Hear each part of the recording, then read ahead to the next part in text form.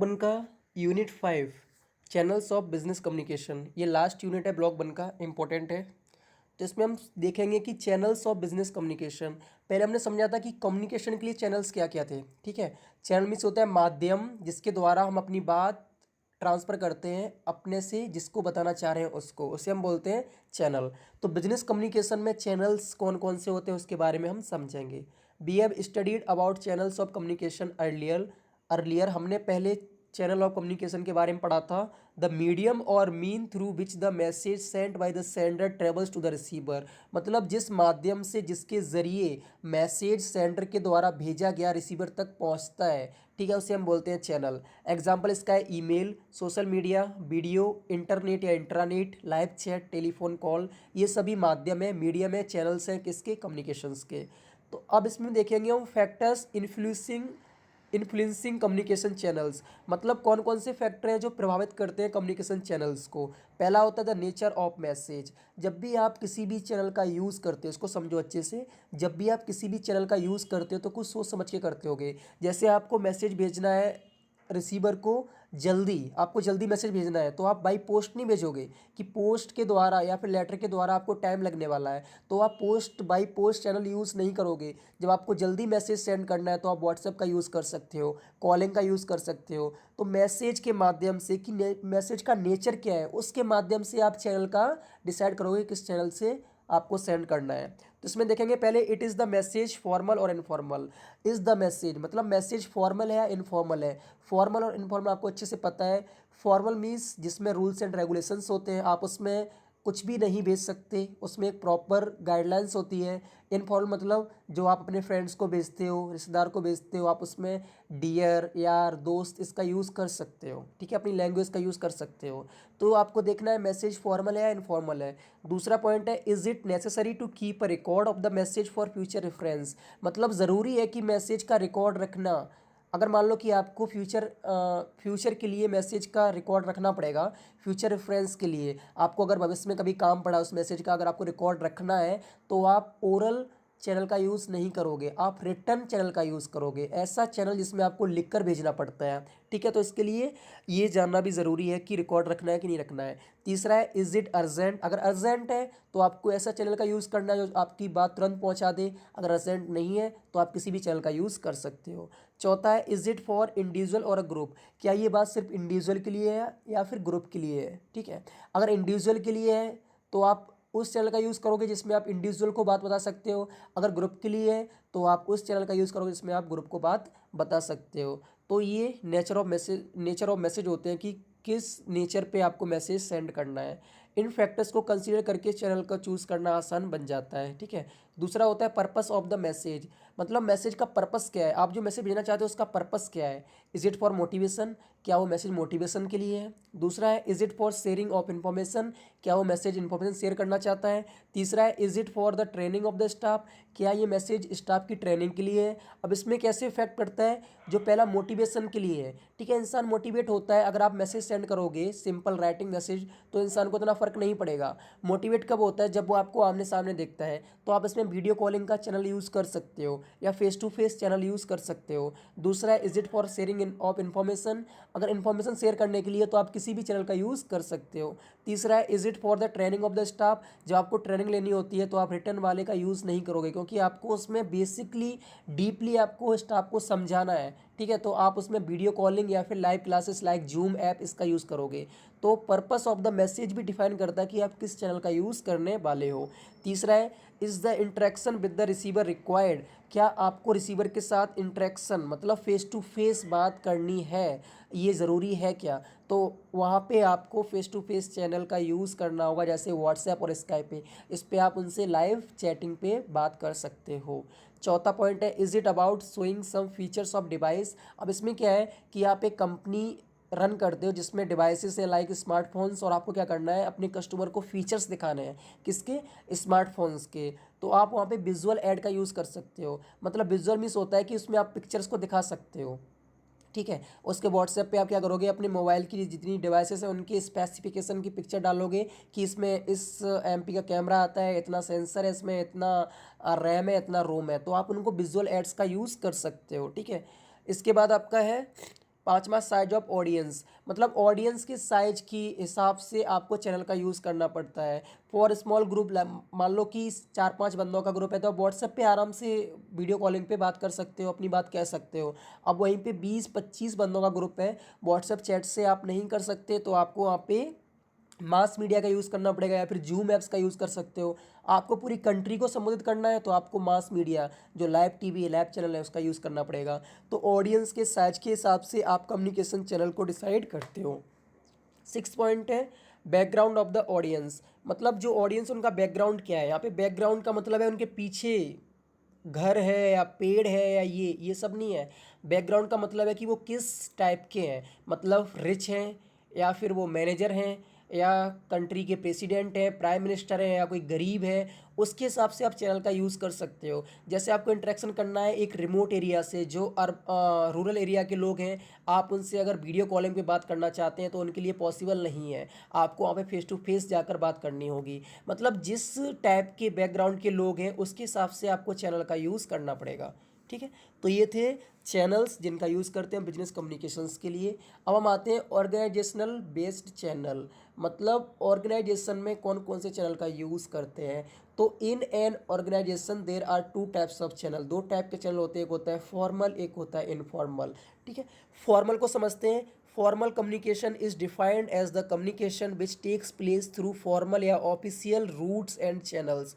Formal का मतलब होता है कि ये एक कम्युनिकेशन ऐसा होता है जो फॉर्मल या ऑफिशियल रूट्स जो चैनल्स होते हैं उनके द्वारा कंडक्ट किया जाता है। इसको और डीपली समझते हैं। जैसे मान लो कि आपको कम्युनिकेट करना है अपने जो बायर्स हैं या फिर जो आपसे लोन लेते हैं उनसे, ठीक है, तो आप जस्ट कॉल पे बात नहीं कर सकते। जैसे एक बंदा आया, उसने बोला कि सर मुझे 15 लाख का लोन चाहिए, आपने बोला जब भाई ले जा, तो उसमें आपके पास एविडेंस नहीं है, तो वहाँ पे आप एक फॉर्मल टाइप का चैनल यूज़ करोगे। जैसे आप उसको रिटर्न में बोलोगे भाई लिख के दे, तू मुझसे इतना लोन लेके जा रहा है, उसके बाद जब प्रॉब्लम, मान लो कि फ्यूचर में आपने बोला कि मैं लोन लिया नहीं तो मेरे पास एविडेंस रहेगा, तो आप उससे रिटर्न डॉक्यूमेंट में लोगे कि उसने आपसे लोन लिया है। तो फॉर्मल में ये होता है। ठीक है, जैसे आपका बिजनेस लेटर हो गया, रिपोर्ट्स हो गई, ऑर्डर हो गई, एट्सेट्रा। तो इसके कुछ कैरेक्टरिस्टिक भी है फॉर्मल चैनल्स के। जैसे पहला है it occurs within the organisational framework, मतलब ये ऑर्गेनाइजेशन के अंदर ही होता है फॉर्मल जो चैनल है वो। ठीक है, दूसरा है it maintain formal rules of communication, इसमें कुछ रूल्स होते हैं। जो ये आपका चैनल है इसमें कुछ रूल्स होते हैं जिसको आपको मेंटेन करना पड़ता है। जैसे आप जो बिजनेस लेटर है उसमें आप यार दे देना पैसे, या फिर यार ये क्या कर रहा है, तो ये मैं तो उसे पैसे दिए थे अब तो मुझे वापस नहीं दे रहा है, इस टाइप की लैंग्वेज यूज़ नहीं कर सकते। पोलाइटली आपको लैंग्वेज यूज़ करनी होती है। ठीक है, तो ये कुछ रूल्स होते हैं कंपनी के द्वारा जो फॉर्मल चैनल्स में यूज़ करने पड़ते हैं। तीसरा है it is used for planning, controlling and organising the activities, इसका यूज़ होता है प्लानिंग के लिए, कंट्रोलिंग के लिए और एक्टिविटीज़ को ऑर्गेनाइज करने के लिए आप फॉर्मल चैनल का यूज़ करते हो। चौथा है authority can be delegated to subordinates, मान लो कि कोई आपके सबऑर्डिनेट्स हैं जो नीचे वर्कर काम करते हैं, जो आपसे जूनियर हैं, जिनके पास लो ज़्यादा पावर नहीं है। ठीक है, आपको उनको अथॉरिटी देना है, उनको अधिकार सौंपने हैं, तो आप फॉर्मल चैनल का यूज़ करोगे। आप उनको रिटर्न दोगे कि आज से आप इस जगह पर लीडर्स का काम करेंगे, ये टीम आपके अंडर में काम करेगी। ठीक है, तो इस फॉर्मल कम्युनिकेशन से आप उनको अथॉरिटी डिलीगेट कर सकते हो, सौंप सकते हो। अगला पॉइंट है it has written record and can be used as evidence, जो फॉर्मल कम्युनिकेशन होता है वो कैसा होता है, रिटर्न रिकॉर्ड होता है, और वो एविडेंस के तौर पर फ्यूचर में यूज़ किया जा सकता है, सबूत के तौर पर उसका यूज़ किया जा सकता है। तो ये सब थे कैरेक्टरिस्टिक ऑफ फॉर्मल चैनल्स। अब आते हैं advantages of formal channels communication, मतलब कम्युनिकेशन या चैनल्स। तो अब इसके एडवांटेजेस क्या हैं। पहला होता है परमानेंट रिकॉर्ड, मतलब जब भी आप फॉर्मल कम्युनिकेशन या चैनल से अपनी कम्युनिकेट करते हो तो आपके पास परमानेंट रिकॉर्ड रहता है उस चीज़ का।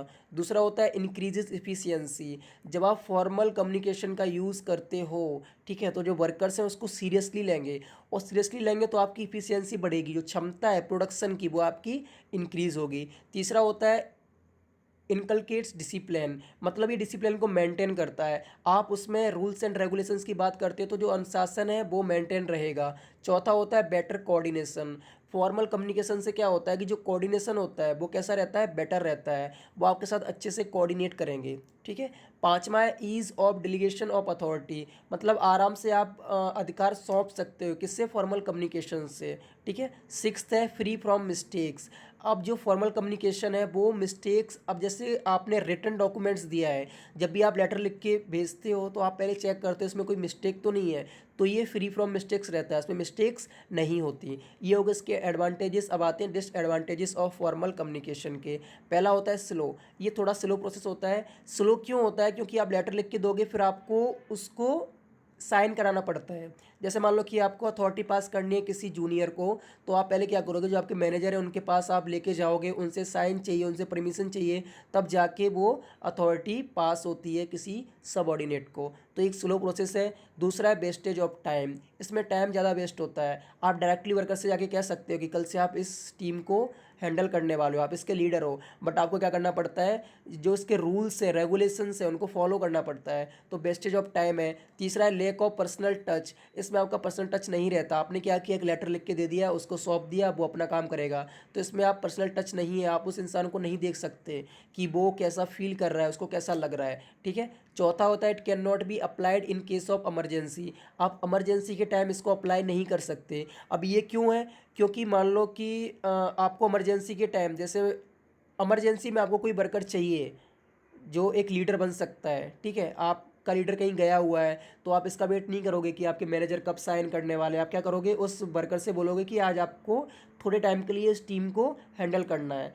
तो अगर आप इमरजेंसी के टाइम में फॉर्मल कम्युनिकेशन का यूज़ करोगे, फॉर्मल चैनल का यूज़ करोगे, तो वो अप्लाई नहीं हो पाएगा। ठीक है, मुश्किल होगा। पांचवा है इनफ्लेक्सिबिलिटी, फ्लेक्सिबिलिटी मतलब होता है कि जो चेंज हो सके, लेकिन ये कैसा होता है, दृढ़ता, मतलब ये चेंज नहीं हो सकता। ठीक है। अब जैसे मान लो कि आप अगर बात बोल के ओरल में कर रहे हो कोई कम्युनिकेशन, तो कहीं पे आपने मिस्टेक कर दी कि कुछ और बोल दिया, तो आप उसको चेंज कर सकते हो। आपने रिटर्न में दिया है, आपने सेंड कर दिया, फिर आप उसको चेंज नहीं कर सकते, आपने जो भेजा है वही रिसीवर को प्राप्त होगा। ठीक है। तो इन फ्लेक्सिबिलिटी होती है। तो ये आपके हो गए डिसएडवांटेजेस ऑफ फॉर्मल कम्युनिकेशन। अब आते हैं इनफॉर्मल। इनफॉर्मल से आप समझ सकते हो कि ये फॉर्मल का उल्टा होने वाला है। फॉर्मल में क्या था, जिसमें रूल्स एंड रेगुलेशंस का यूज़ किया जाता है। इनफॉर्मल में क्या होगा, जिसमें रूल्स एंड रेगुलेशंस का यूज़ नहीं किया जाएगा। Communication which takes place unofficially, मतलब अनौपचारिक। ठीक है। तो ऐसी कम्युनिकेशन जो विदाउट रूल्स एंड रेगुलेशंस के टेक प्लेस करती है, मतलब बिना किसी रूल और रेगुलेशंस के जो कम्युनिकेशन होती है उसे हम बोलते हैं इनफॉर्मल कम्युनिकेशन या इनफॉर्मल चैनल। इसके कुछ कैरेक्टरिस्टिक हैं, तो उनको समझते हैं। पहला है it is fostered through social relationship, मतलब इसे सामाजिक संबंधों के माध्यम से बढ़ावा दिया जाता है। जैसे मान लो कि एक मैनेजर है, उसके घर में एक छोटी सी पार्टी है, उसने बोला वर्कर से कि आज आप लोग मेरे बर्थडे पार्टी पे आओगे, तो ये इनफॉर्मल कम्युनिकेशन हुआ ना कि फॉर्मल। अब इससे क्या हुआ, जो सामाजिक उनके जो सोशल रिश्ते हैं उनमें बढ़ावा मिला है। उन्होंने आज बर्थडे पार्टी पे वर्कर्स को बुलाया है, कल वर्कर्स के यहाँ पे कोई सामाजिक अगर कार्यक्रम होगा तो वो भी अपने मैनेजर को बुलाएंगे। ठीक है। दूसरा पॉइंट है it is a two way channel. अब इसमें जैसे फॉर्मल वाला था, उसमें क्या था कि सीनियर ने लेटर लिख के दे दिया, फिर आप अपनी बात उस तक नहीं पहुंचा सकते। लेकिन इसमें क्या है कि जब वर्कर से बोला गया कि आपको बर्थडे पार्टी में आना है, तो कुछ वर्कर्स होते हैं जिनके पास टाइम नहीं होता या बिजी होते, बोलेंगे सर मैं नहीं आ पाऊंगा, सॉरी उसके लिए, एडवांस सबको हैप्पी बर्थडे। तो ये कैसा होता है, टू वे चैनल होता है, दोनों अपनी बात या आइडियाज एक्सचेंज कर सकते हैं। ठीक है। तीसरा है it does not have a definite path, मतलब इसमें कोई एक फिक्स पाथ नहीं होता है कि आपको बस इसी हद तक बात करनी है, इससे आगे आप बात नहीं कर सकते, या आपको ये लिखना है, इसके आगे आप नहीं लिख सकते। मतलब इसमें आपको कोई बाउंडेशन नहीं होता है, कोई रिस्ट्रिक्शंस नहीं होते कम्युनिकेट करने के। ठीक है। विदाउट रिस्ट्रिक्शंस, विदाउट रोक टोक के आप कम्युनिकेट कर सकते हो, बातचीत कर सकते हो। चौथा है it is a better way of resolving disputes. जैसे फॉर्मल कम्युनिकेशन है, उसमें क्या होता है, आप एक स्ट्रिक्टनेस के द्वारा कोई बात बताते हो। इनफॉर्मल में क्या है कि आप जैसे मान लो कि आपके सीनियर हैं, दो एम्प्लॉयज़ में फ़ाइट हो रही है। ठीक है। तो वो आके समझाएंगे कि आप फाइट क्यों कर रहे हो, क्या प्रॉब्लम्स हैं। तो वो एक इनफॉर्मल कम्युनिकेशन है, वहाँ पे रिटर्न नहीं है, डॉक्यूमेंट्स नहीं है कि एविडेंस बाद में रखा जाएगा कि हमने इनकी इस तरीके से फाइट सॉल्व की थी। ठीक है। तो जो डिस्प्यूट्स होते हैं उनको रिसॉल्व करने के लिए एक अच्छा तरीका है कौन सा, इनफॉर्मल। पांचवा है इट मोटिवेट्स एम्प्लॉयज़। जब आप एम्प्लॉयज़ से मिलजुल के बात करोगे, इनफॉर्मल कम्युनिकेशन करोगे, तो उनको मोटिवेशन होगा। अब मोटिवेशन कैसे होगा? जब आप उनसे फ्रेंडली बात कर रहे हो, अच्छे से बात कर रहे हो, ठीक है, इनफॉर्मल इनफॉर्मल कम्युनिकेशंस का बात कर रहे हो, तो उनको ये लगेगा कि आप उनकी इंपॉर्टेंस करते हो, उनको भी सेल्फ रिस्पेक्ट महसूस होगी, आप उनकी सेल्फ रिस्पेक्ट कर रहे हो तो मोटिवेट होंगे, ठीक है। तो इसके एडवांटेजेस देखते हैं इनफॉर्मल कम्युनिकेशंस के। पहला है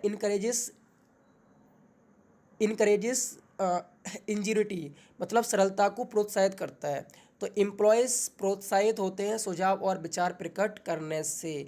अब देखो इसमें क्या है कि जो एम्प्लॉयज़ हैं, अगर इनफॉर्मल कम्युनिकेशन के द्वारा बात करेंगे तो वो अपने आइडियाज़ को एक्सप्लेन कर सकते हैं, ठीक है। इनफॉर्मल कम्युनिकेशन में क्या है, जैसे कोई मैनेजर आया, उसने बोला कि आप लोग कैसे काम कर रहे हो, कोई तकलीफ तो नहीं है, तो वो बता सकते हैं कि हमें कहाँ पे प्रॉब्लम आ रही है, ठीक है, हमारे पास इतना टाइम मिलता है लंच के लिए, इसे बढ़ा दिया जाए। तो उसमें क्या है कि वो अपने विचार प्रकट कर सकते हैं इनफॉर्मल कम्युनिकेशन में। फॉर्मल कम्युनिकेशन में क्या होता है कि सीनियर एक लेटर के द्वारा इन्फॉर्मेशन दे देगा, आप उसके आगे उनको फीडबैक नहीं दे सकते। इनफॉर्मल इन कम्युनिकेशन में आप अपनी बात भी कह सकते हो, ये टू वे चैनल होता है, ठीक है। तो इसमें क्या होता है, इनकरेज की जाती है किसको, इंजीनियरिटी को।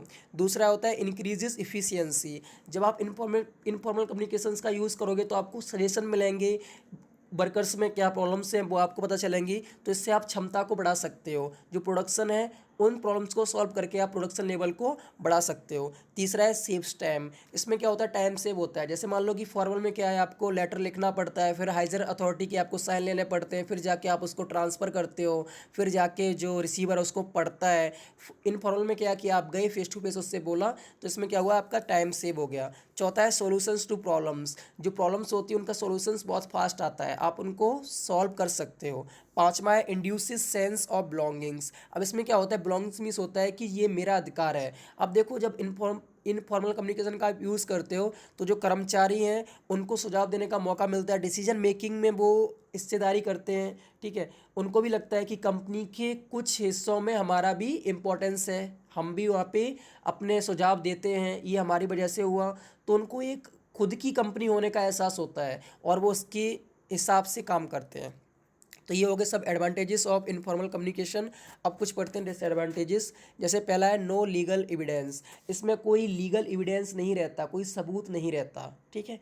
दूसरा है मे क्रिएट कन्फ्यूज़न। जैसे मान लो कि आपने इनफॉर्मल कम्युनिकेशन में एक आपने बोल दिया कि कल हॉलीडे है, या फिर आपने ऐसे कोई बात बोल दी, ठीक है, कल हॉलीडे हो सकता है। तो किसी वर्कर ने जाके बोल दिया कि कल हॉलीडे है, सर ने बोला कल हॉलीडे है, कल हॉलीडे है, कल हॉलीडे, पूरे ऑफिस में फैल गया कल हॉलीडे है।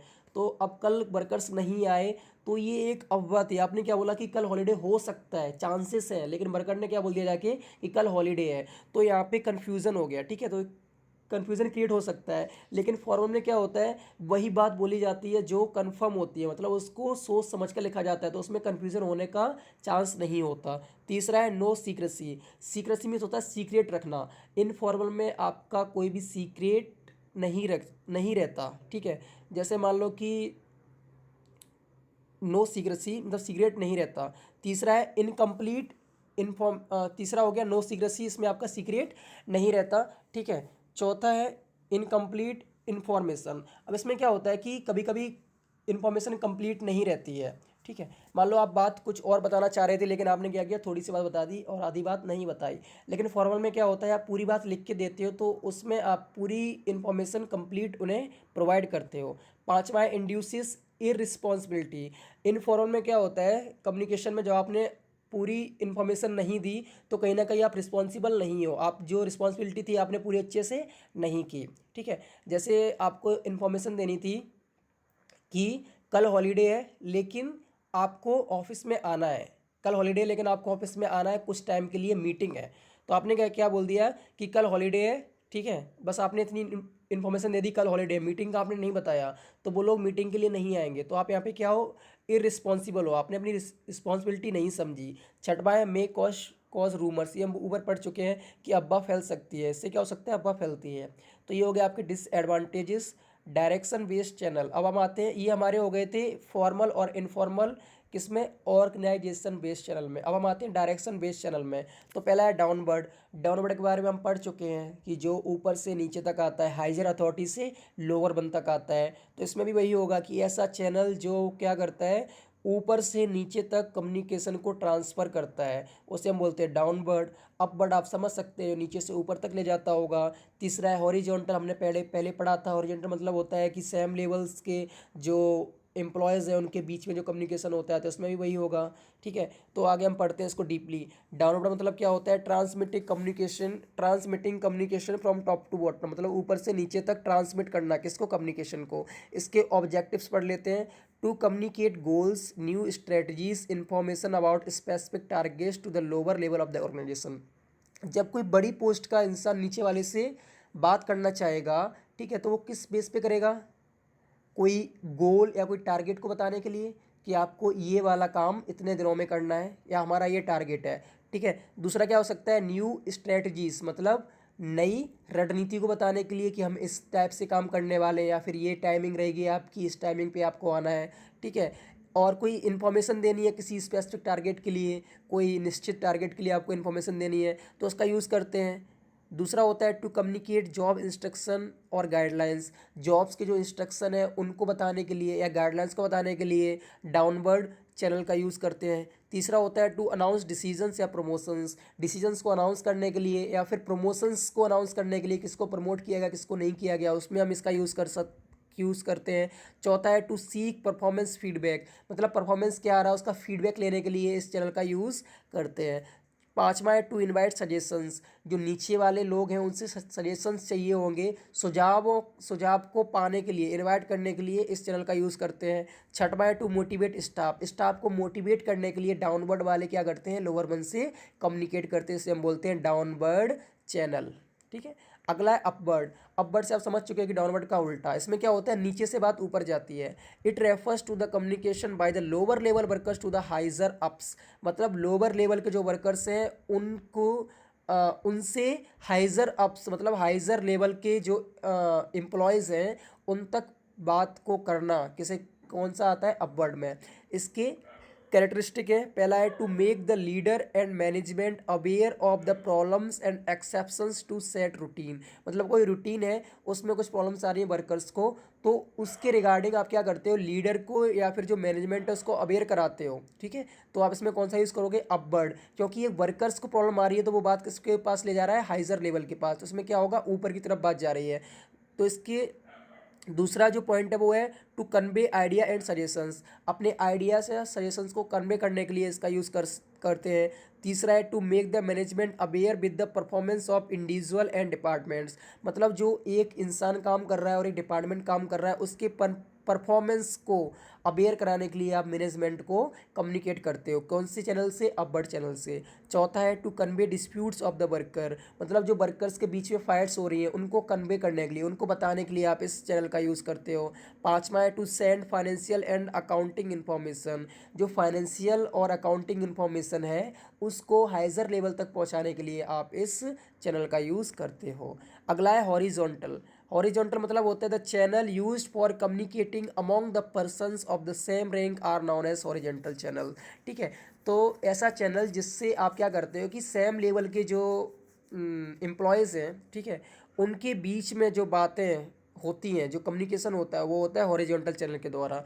हॉरिजॉन्टल में be one of two types, इसमें दो टाइप का हो सकता है, एक होता है इंट्रा डिपार्टमेंटल, एक होता है इंटर डिपार्टमेंटल। ठीक है, इंट्रा मीन्स होता है जो डिपार्टमेंट, एक डिपार्टमेंट के अंदर की बात है, जैसे मान लो कि सेल्स डिपार्टमेंट है, अब उसी डिपार्टमेंट में क्या हो रहा है कि दो एक लेवल के लोग आपस में बात कर रहे हैं, तो वो हो गया इंटर डिपार्टमेंटल।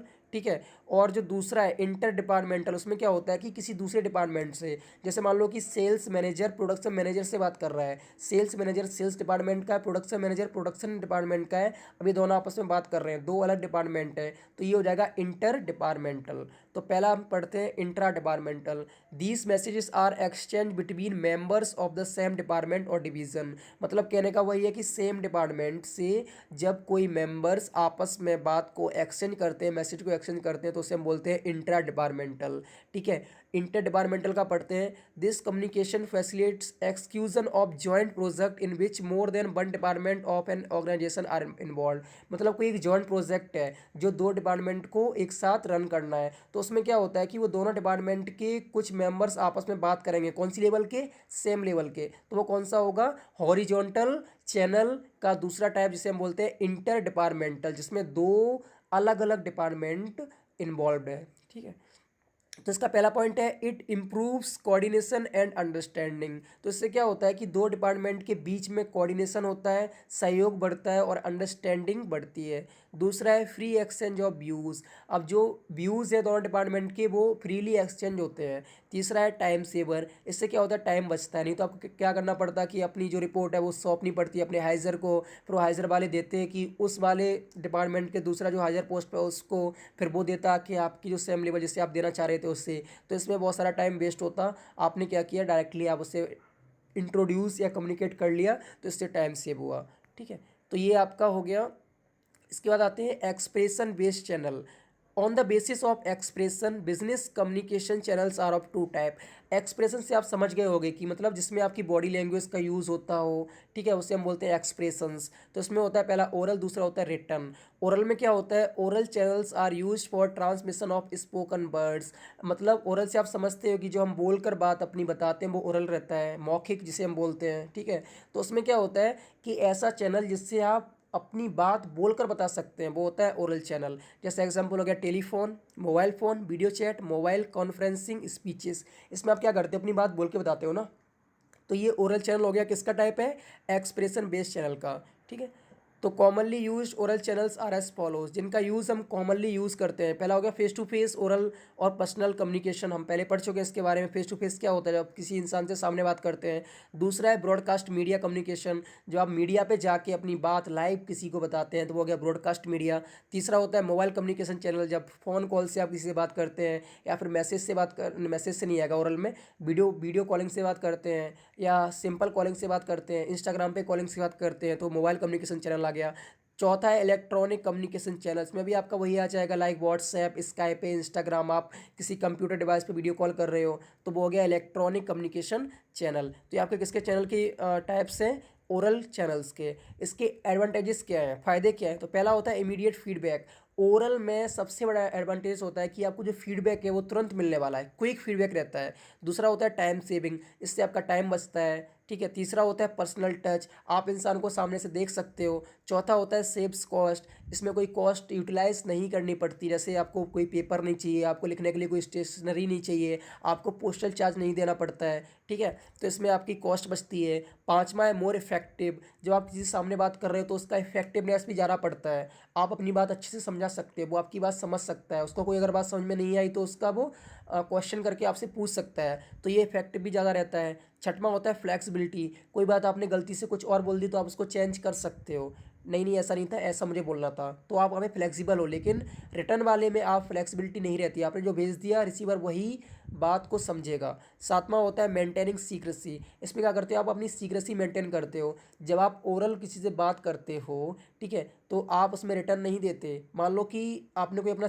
कोई सीक्रेट बताया किसी इंसान को, लाइफ में वो दोबारा आपको इसके लिए फोर्स नहीं कर सकता क्योंकि उसके पास कोई एविडेंस नहीं है, क्योंकि आपने ओरल बात की है। तो इसमें आप अपनी सीक्रेसी को मेंटेन करते हो। ये आपके हो गए एडवांटेजेस। अब आते हैं डिसएडवांटेजेस पे। तो इसमें पहला है नो रिकॉर्ड, इसमें कोई रिकॉर्ड नहीं रहता। दूसरा है मिसअंडरस्टैंडिंग ऑफ द वर्ड, कोई वर्ड आपने बोला, लिसनर ने उसको अच्छे से नहीं सुन पाया तो उसकी मिसअंडरस्टैंडिंग हो सकती है, या आपका प्रोनाउंसिएशन अच्छा नहीं है तो आप वहाँ पर ही मिसअंडरस्टैंडिंग हो सकती है। तीसरा है इनकोरेंट, मतलब कन्फ्यूजिंग या अनक्लियर स्पीच, जब आप कोई बात बोल रहे हो तो उसमें कहीं ना कहीं घुमा फिरा के आपने कुछ बोला, या फिर रिसीवर ने जो बात कहीं उसका दिमाग कहीं और था, उसने अच्छे से बात नहीं समझी तो वो उसमें कन्फ्यूज़ हो सकता है, और वो अनक्लियर भी हो सकता है कि ये मैसेज मतलब उससे क्लियर नहीं होगा और कंफ्यूज होता रहेगा। ऐसा भी नहीं है कि वो दोबारा से उस मैसेज को पढ़ सके। जैसे मान लो कि रिटर्न की बात करें, अगर आप कोई लेटर पढ़ रहे हो, आपको कन्फ्यूज़न रहा कि आपने आगे वाला अच्छे से नहीं पढ़ा, तो आप दोबारा बैक जाके उसको दोबारा पढ़ सकते हो। लेकिन ओरल वाले में आप ऐसा नहीं कर सकते, क्योंकि आप फेस टू फेस या ऑन द कॉलिंग आप दूसरे बंदे की बात सुन रहे हो। आप चाहो कि पास्ट में जाके उसकी बात सुन लें, तो ऐसा पॉसिबल नहीं है। तो इसमें कन्फ्यूज़न भी रहता है और अनक्लियर भी रहता है। चौथा होता है possibility of omitting main subject. जैसे मान लो आप कोई बात कर रहे हो किसी टॉपिक पे, अब क्या हुआ, आपने कहीं और जाके किसी दूसरे टॉपिक की बात करना शुरू कर दिया। ठीक है, तो आपने क्या किया, जो मेन सब्जेक्ट था उससे भटक गए आप। तो जो मुख्य सब्जेक्ट होता है, मुख्य विषय जिस पर आप बात कर रहे थे, उससे भटकना कहलाता है ओमिटिंग मेन सब्जेक्ट। तो इसमें भी ये कॉमन होता है। पांचवा होता है एक्सपेंसिव। अब एक्सपेंसिव का ऊपर आया था सेव्स कॉस्ट, एडवांटेज में था सेव कॉस्ट, मतलब पैसे को बचाता है। नीचे आ गया एक्सपेंसिव, महंगा है। अब महंगा क्यों है, क्योंकि जब भी आप ओरल कम्युनिकेशन करते हो तो आपको क्या चाहिए, एक स्मार्टफोन चाहिए, टैबलेट चाहिए, कंप्यूटर चाहिए, एक डिवाइस चाहिए, तो आपको उसमें पैसे लगाने पड़ते हैं, एक्सपेंसिव होता है। छठवां होता है डिलेड डिसीजन। अब इसमें क्या होता है, डिसीजन जो होता है वो डिले रहता है। अब डिले क्यों रहता है, क्योंकि आपने बातचीत कर दी, ठीक है, अब वो बोलेगा, आपने बातचीत की, अब बोलेगा कि मैं तुम्हें सोच समझ के बताता हूँ, मतलब यार सोच के बताता हूँ, तो डिसीजन आपका डिले रहेगा। ठीक है, लेकिन जो रिटर्न कम्युनिकेशन है उसमें आपने लेटर भेजा है, तो जो अगला लेटर आएगा उसमें आपको डिसीजन साथ में आएगा, तो आपको उसमें वेट नहीं करना पड़ता। तो इसमें आपको जो डिसीजन है वो डिले कर दिया जाता है, मतलब मैं आपको बाद में बताऊंगा। तो ये हो गए इसके डिसएडवांटेजेस। अब आते हैं रिटर्न पे। रिटर्न में होता है it includes letter, policy documents, memos, brochures, manuals, notice and announcement. ये सभी होते हैं जो लिखित टाइप से एक ऑर्गेनाइजेशन अपनी बात कहती है, जिसमें लेटर आता है, पॉलिसी डॉक्यूमेंट्स आते हैं, मेमोज आते हैं, ब्रोचर्स आते हैं, मैनुअल्स आते हैं, नोटिस आता है, अनाउंसमेंट आता है। Written channels are used for the transmission of written words. Written channels का यूज़ होता है लिखे हुए वर्डों को ट्रांसफ़र करने के लिए। इसके एडवांटेजेस है, पहला होता है परमानेंट रिकॉर्ड। सबसे इंपॉर्टेंट एडवांटेज है कि आप में आपके पास इसका परमानेंट रिकॉर्ड रहता है। दूसरा होता है इजी टू प्रिजर्व, मतलब आप इसे सुरक्षित रख सकते हो। तीसरा होता है better way of presenting complex matters. जो कॉम्प्लेक्स मतलब हार्ड मैटर्स है उनको बेटर, एक अच्छा तरीका होता है समझाने का। आप उनको क्लियरली पेपर पे नोट डाउन करके समझा सकते हो। ठीक है, चौथा होता है prevention of wastage of time and money. इससे आप क्या करते हो, अपना टाइम और मनी दोनों बचाते हो। ठीक है, पांचवा है, अब इसमें टाइम और मनी बचाना कैसे हो गया, जैसे मान लो कि जो ओरल वाला है, आप मीटिंग करते हो, ठीक है, आप जब भी कोई डिसीजन मेकिंग करते हो तो उसमें क्या करते हो, पहले आप मीटिंग कंडक्ट करते हो। मीटिंग कंडक्ट करने के बाद आप उनके व्यूज़ सुनते हो। व्यूज़ सुनने के बाद आप बोलते हो कि ठीक है, मैं कुछ दिनों में आपको इसका डिसीजन दे दूंगा। फिर जो आप डिसीजन देते हो वो किसे देते हो, रिटर्न डॉक्यूमेंट से देते हो। अगर आप वो मीटिंग ना करके सीधे रिटर्न डॉक्यूमेंट्स में अपना डिसीजन दे दो, तो उसमें क्या होगा, आपका टाइम बचेगा और मनी भी वेस्ट नहीं होगा। पांचवा होता है can be delivered to many persons at a time. Written documents का एक एडवांटेज यहाँ पे दिया गया कि आप इसको बहुत सारे लोगों में एक समय में भेज सकते हो। जैसे मान लो कि आपने एक मैसेज टाइप किया व्हाट्सएप पे, आपको फॉरवर्ड करना है, तो आप बहुत सारे लोगों को फॉरवर्ड कर सकते हो जस्ट इन अ क्लिक, एक क्लिक करते हुए। अगला है एक्यूरेट प्रेजेंटेशन। आप इसमें एक्यूरेट मतलब जैसा आपको देना था बिल्कुल सही ढंग से प्रेजेंटेशन दे सकते हो। सातवां है possibility of correction before sending. तो आप इसमें क्या कर सकते हो कि आपके पास पॉसिबिलिटी है किसका करेक्शन करने का, सेंड करने से पहले आप उसमें जो भी करेक्शन करने हैं आप कर सकते हो। ठीक है, ओरल में ऐसा नहीं होता, आपने जो बोल दिया वो करेक्शन आप अपनी दोबारा सेंटेंस में बोल के कर सकते हो। लेकिन आप चाहो कि वो जो आपने बोला है वो गलत, वो मैं सही कर लूँ, तो वो आप सही नहीं कर सकते। लेकिन जो मैस रिटर्न वाला होता है उसमें आप क्या कर सकते हो, जैसे आपने टाइप कर दिया, कहीं भी मिस्टेक हो गई तो आप उसको हटा के दोबारा से टाइप कर सकते हो। तो जो सेंडर उसको पता नहीं चलेगा कि आपने कुछ गलत बोला है। लेकिन ओरल में सेंडर आपको सामने से सुन रहा है, तो वो आपको वो आपने जो गलत बोला वो समझ जाएगा। ठीक है, अगला होता है रिफ्लेक्स इमेज। अब जो रिटर्न डॉक्यूमेंट्स है, जब सेंडर उसको पढ़ेगा तो आपकी जो लैंग्वेज है उस पर फोकस करेगा, लिखने का तरीका उस पर फोकस करेगा, आपकी ग्रामर पे फोकस करेगा, हैंड राइटिंग पे फोकस करेगा। तो इससे आपकी जो इमेज है, अच्छी छवि रिफ्लेक्ट्स होती है। तो ये आपके एडवांटेजेस हो गए रिटर्न के। अब आते हैं डिसएडवांटेजेस पे। तो पहला है टेक्स लॉन्गर टाइम। इसमें टाइम ज़्यादा लगता है। अब लेटर आप भेज रहे हो तो आपको टाइम ज़्यादा लगेगा। दूसरा होता है मोर एक्सपेंसिव, ये ज़्यादा एक्सपेंसिव भी होता है। तीसरा होता है डिलेड रिस्पॉन्स, इसमें आपको रिस्पॉन्स डिले मतलब बाद में मिलेगा, बहुत डिले हो जाता है। चौथा होता है डिफ़िकल्ट टू मेंटेन सीक्रेसी। इसमें सीक्रेट्स रखना, मेंटेन करना डिफ़िकल्ट होता है, क्योंकि आप लिख कर दे रहे हो। ठीक है, उस जिसको सेंड कर रहे हो उसके पास वो एविडेंस रहेगा, तो इसमें आप सीक्रेट्स सोचो कि सीक्रेट रख लूँ, तो वो पॉसिबल नहीं है, डिफ़िकल्ट है। पाँचवा है डिले इन डिसीजन मेकिंग। जब भी डिसीजन मेकिंग होता है उसमें डिले हो जाता है, ठीक है। इसमें क्या करते हैं आप, डिले कर देते हैं। जैसे मान लो कि मेरे दोस्त ने मुझसे बोला कि भाई तू फ्री है, हम लोग शिमला घूमने चलते हैं। तो अगर ओवरऑल तो बोल दूंगा हाँ भाई मैं फ्री नहीं हूँ, या भाई मैं फ्री हूँ चल चलते हैं, तो वहाँ पे तुरंत डिसीजन मिल गया। लेकिन अगर वो रिटर्न वाला है तो मैं उसे भेज रहा हूँ मैसेज, मैसेज रीड करेगा, उसके बाद वो रिप्लाई करेगा, तो उसमें जब वो देखेगा तभी वो रिप्लाई कर सकता है, नहीं देखा तो रिप्लाई नहीं करेगा। तो उसमें जो डिसीजन मेकिंग है वो कैसी रहती है, डिले रहती है, लेट हो जाती है। छठवां है कॉस्ट एंड रिकॉर्ड कीपिंग। जब भी आपका रिटर्न डॉक्यूमेंट होगा उसको आपको रखना पड़ेगा। रखने के लिए आपको क्या चाहिए, कॉस्ट का एक एक्स्ट्रा कॉस्ट ख़त्म करनी पड़ती है, एक खर्च करनी पड़ती है। फाइल्स मंगानी पड़ेगी आपको, फिर उसके लिए फ़ोल्डर चाहिए, फ़ोल्डर के लिए फिर आपको एक रैक चाहिए रखने के लिए, तो ये एक्स्ट्रा कॉस्ट होती है। आई थिंक आपको डिसएडवांटेजेस और इस पूरी यूनिट को समझ में आ गया हो।